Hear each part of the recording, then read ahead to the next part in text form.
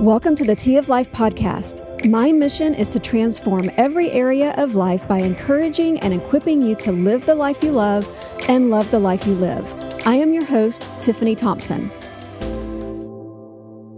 I'm excited for today's chat, and I'm happy that you have chosen to be here as well. Welcome back to those of you who have been here for a while, and for those of you who are new, welcome. I am so glad that you're here. This week, I'm going to chat a little bit about boundaries. During the events that ultimately led to this podcast, which I've talked about in previous episodes, I learned a lot about boundaries. Before that time, I didn't really know what boundaries were. I was never taught about boundaries in any aspect of my life prior to that, and I really had no idea that boundaries was a word that related to anything other than physical property lines. It wasn't until I was in my 40s and experiencing one of the darkest places in my life that I learned about boundaries. I first heard about the concept of boundaries while listening to Dave Ramsey. And if you're not familiar with Dave Ramsey, he is a well-known financial coach in the Nashville area who speaks, teaches, and encourages others to live a debt-free lifestyle. He has a radio show where people can call in and ask questions, and he also has a podcast, a YouTube channel, and has written many books on the subject. During one of his episodes, Dave recommended a book to one of his callers. The book was called Boundaries by Dr. Henry Cloud, and it was the first time I ever remember hearing anything about the art or concept of boundaries. Now, I've read, learned, and written much about boundaries. I love boundaries, and because I love people but also admire rules, I realize that you are not able to see the air quotes that I just put around the word admire, but I find that boundaries have become a really great friend to have in my life. But not everyone sees boundaries as something good, especially those who tend to be more me-centered or manipulative.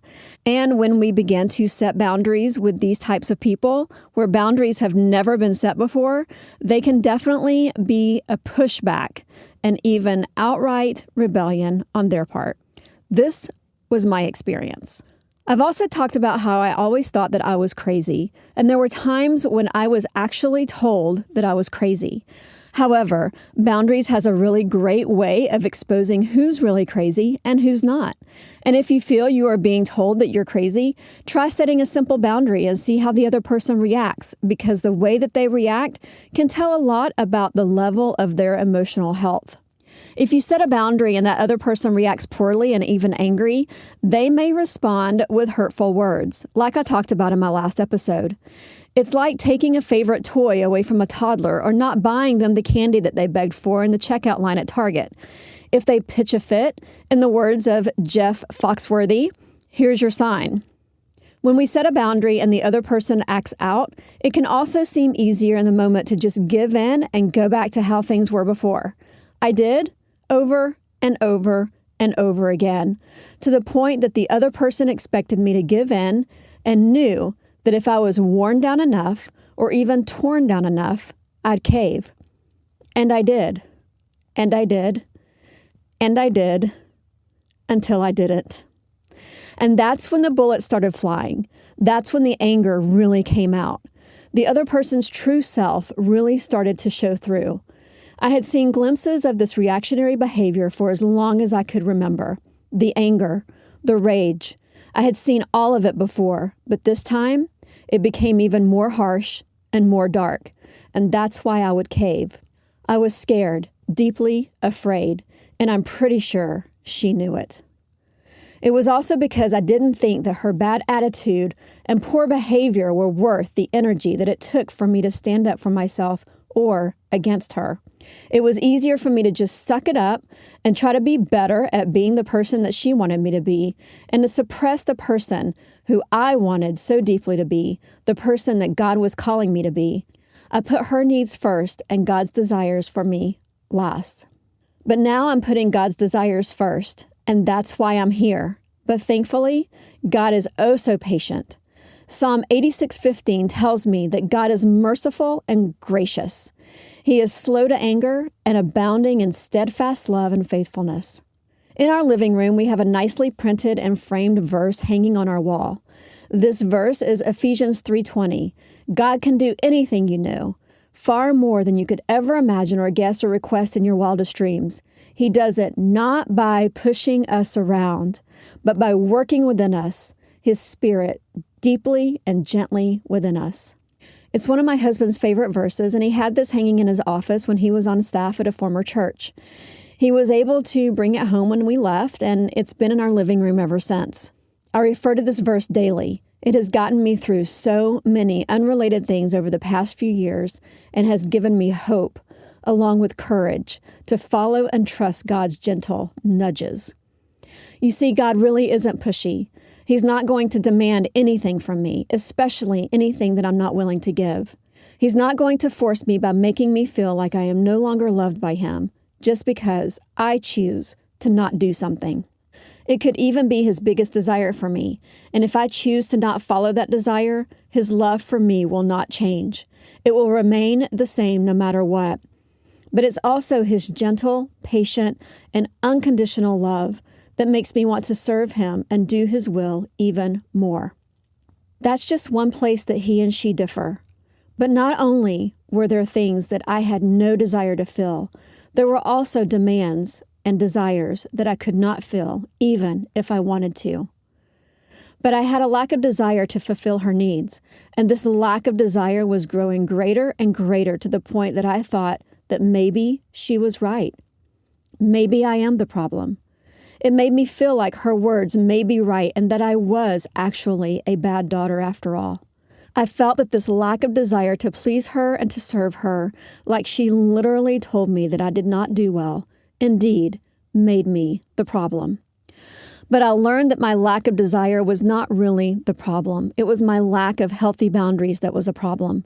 One thing that Dr. Henry Cloud wrote in Boundaries that really stuck out to me was that if you do something because you feel like you should do it and not because you want to do it, then you have a boundary problem. I understood this and it really resonated with how I felt, but it really didn't help with why I didn't want to. Why wouldn't I want to help? What is wrong with me that I don't want to do this? You see, there I went again, wondering what was wrong with me, thinking that I'm really not good, just as she declared. And the cycle seemed to continue again, over and over and over again. I know that God's desire for us is to honor our parents. God's word says to honor our parents so that we may live long or not be put to death.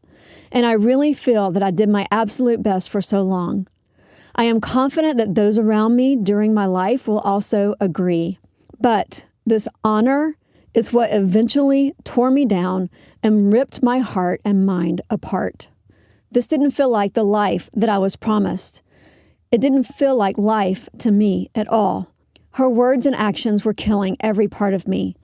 I had gotten to the dark point that I thought that death may actually be easier. I was done. And I let everybody around me know that I was done by constantly saying I'm done all day, every day, in every aspect of my life. Because of this, I believe God was gently nudging me toward His life as my Heavenly Father, whom I should honor above all. When you begin to set healthy boundaries with someone who is mentally and emotionally mature, they will respect your boundaries and gladly abide by them. When you set healthy boundaries with someone who is not emotionally mature, they will see them as bad and they will do everything in their power to tear them down and to tear you down during the process, especially if they have seen that it has worked in the past. If it has worked before, it's bound to work again. And when we allow these boundaries to be violated, we immediately go back to how it was before. I allowed this to happen over and over again, and I always went back until I didn't. Then, that's when she started feeling a bit out of control. True selves tend to surface when we feel out of control. We can say and do things that we never thought that we were capable of saying or doing. However, Matthew 12:34 tells us that we speak from our mouth what is in our heart. If we have love in our heart, we will speak love. If we have unhealed hurt in our heart, we will speak hurtful things. Those hurtful things include all the things that I shared in my last episode that were said to me once I put a boundary in place. It's like the saying goes, hurt people hurt people. But in contrary to that, I also believe that healed people heal people. And that's where I am today, healed and whole, and that's why I'm here. Let me just say that the boundaries that I put into place were not hard boundaries. Most of them were simple boundaries that anyone would be fine hearing. Remember that I was just a beginner at this, so my first boundary was simply learning the word no. This is a word that a lot of us could use in a lot of different areas in our own lives. It is a word that most of us have forgotten. However, I very quickly learned that it would be that one simple word that would set her off the most. And it's the one word that ultimately led to her telling me that I was going to go to hell because I would not paint her barn. Yes, those were literal words. I actually silently laughed at that one, but now I actually laugh out loud. Just to be clear, those things were not spoken to me just once or just at that one particular time that I put a boundary in place. They were spoken to me over and over and over again for as long as I can remember, even as a little girl, and this was way before I ever started setting boundaries because, like I said before, I didn't even know what boundaries really were until I was in my 40s. And that brings me to the end of today's episode. Thank you so much for listening to me today. Thank you for being here and for your support and love as well as we talk through this together. I am so glad that you're here with me. I have received so much good feedback from many of you, encouraging me and speaking life over me, and I am so thankful for you all.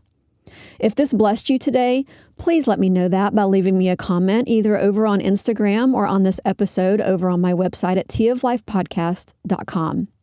I would also like to say that if you are finding yourself in a difficult or unhealthy situation, not all difficult situations are unhealthy, by the way, or if you, like me, are wondering if it's really you after all, try setting a simple, healthy boundary.